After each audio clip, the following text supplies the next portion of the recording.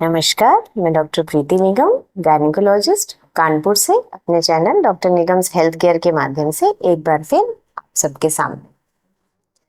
तो अब हम जो टॉपिक उठाने वाले हैं बात करने के लिए वो है पीसीओडी या पीसीओएस आजकल के सिनेरियो में तेजी से बढ़ती हुई एक डिजीज है। जितना हम लोग पहले ये सब चीजें नहीं देखते थे, मगर अब हमारे चेंबर में आने वाले हर 5 फीमेल्स में से एक फीमेल जो है वो पीसीओ की रिपोर्ट लेके आती है।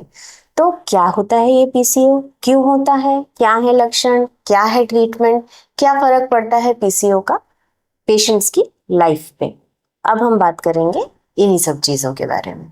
जैसा कि मैं आपको अपने पहले कई वीडियोस में बता चुकी हूँ, ओवरी जो हमारी होती है वो हर महीने एक एग बनाती है जो हार्मोन के लेवल के हिसाब से मैच्योर होता है और रप्चर होता है। ये जो हार्मोन्स का लेवल होता है वो बॉडी में सेट होता है। सारे हार्मोन्स जो है वो एक दूसरे से टेंट्रम्स में रहते हैं, मतलब पहले एक हार्मोन बढ़ेगा फिर दूसरा हार्मोन बढ़ेगा, इस तरीके से लेवल जो है वो बॉडी में मेंटेन रहता है।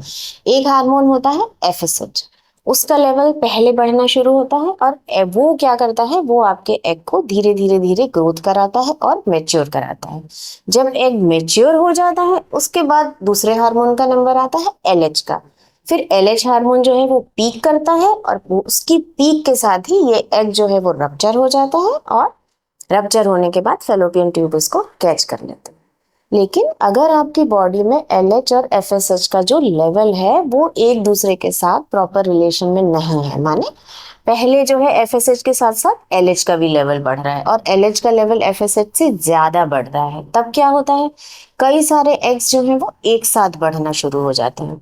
कई सारे एक साथ बढ़ना तो शुरू हो जाते हैं, लेकिन क्योंकि हार्मोन का लेवल उनको उतना नहीं मिल पा रहा है तो वो ना तो मैच्योर हो पाते हैं ना ही सही टाइम पे रप्चर हो जाते हैं।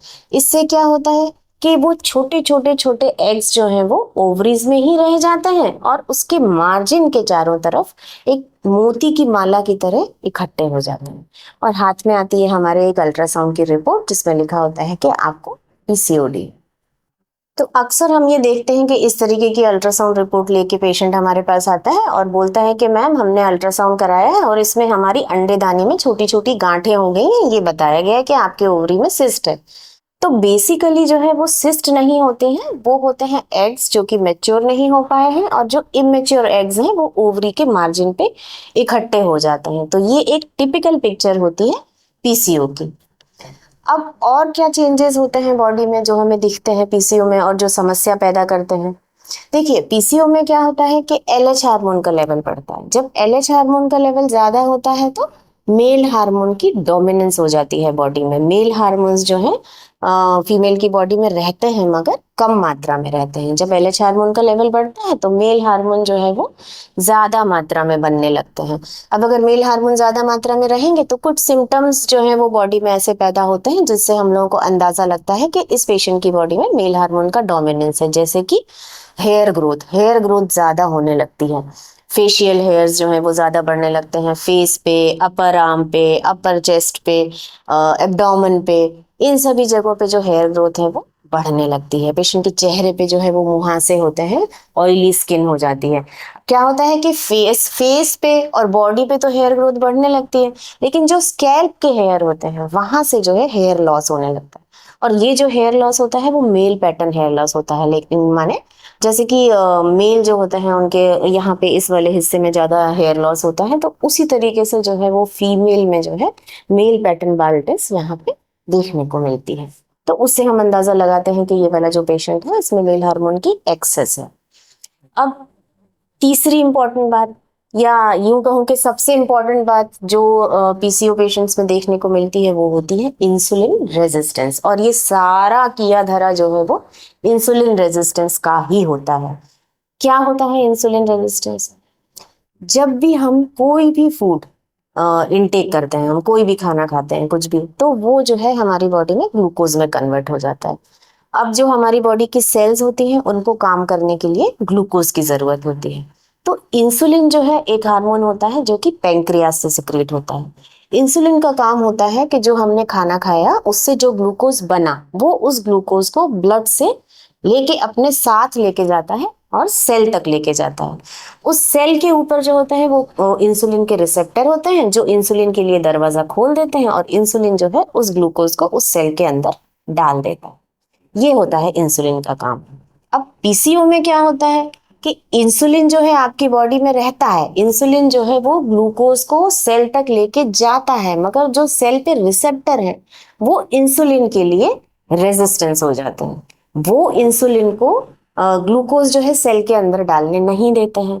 तो क्या होता है, बॉडी में शुगर का लेवल बढ़ जाता है। आपकी बॉडी में ग्लूकोज का लेवल जब बढ़ जाता है तो पेंक्रियाज को लगता है कि बॉडी में शुगर ज्यादा है, इसका मतलब है कि शायद इंसुलिन कम सिक्रीट हो रहा है, तो मुझे इंसुलिन और बनाना चाहिए ताकि बॉडी में ग्लूकोज का लेवल मेंटेन रहे। तो पेंक्रियाज इंसुलिन और बनाता है। तो इससे क्या होता है कि बॉडी में शुगर का लेवल भी बढ़ता है और इंसुलिन का लेवल भी बढ़ता है। तो आप डायबिटीज की तरफ भी जाते हैं और आपको हाइपर इंसुलिनीमिया भी होता है। तो और जो सिम्टम्स बॉडी में पैदा होते हैं पीसीओ में वो इसी हाइपर इंसुलिनीमिया के कारण होता है। अब ये बढ़ा हुआ इंसुलिन लेवल ये क्या करता है, ये ओवरी पे भी असर डालता है। अब जब ये ओवरी पे असर डालेगा तो ओवरी और बल्की हो जाएगी, और बल्की ओवरी जब हो जाती है तो वो और एलएच सिक्रीट करती है। तो ये एक विशियस सर्किल बन जाता है और इस कारण से मेल हार्मोन डोमिनेंस होता है, इंसुलिन भी बढ़ता है और फिर पीसीओडी का जो एक सर्किल है वो बन जाता है और पेशेंट्स परेशान होते रहते हैं।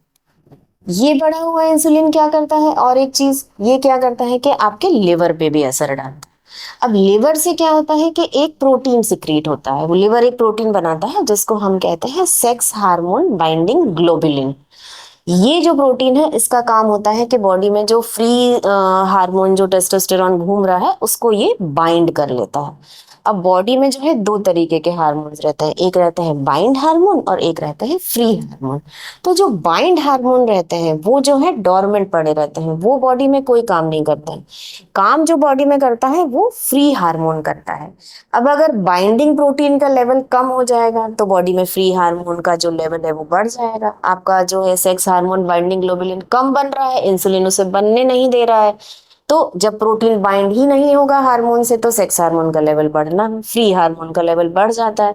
तो ये इंटर्न फिर वही सिम्टम्स पैदा करता है जो मेल डोमिनेंस होते हैं। तो इस तरीके से मेल डोमिनेटिंग सिम्टम जो है वो बढ़ते जाते हैं, प्लस ग्लूकोज का जो मेटाबॉलिज्म होता है वो पूरा बॉडी में डिस्टर्ब हो जाता है, उससे ओबेसिटी बढ़ जाती है, वेट गेन होता है और आप वेट लूज करने की कोशिश करते हैं तो भी नहीं हो पाता है।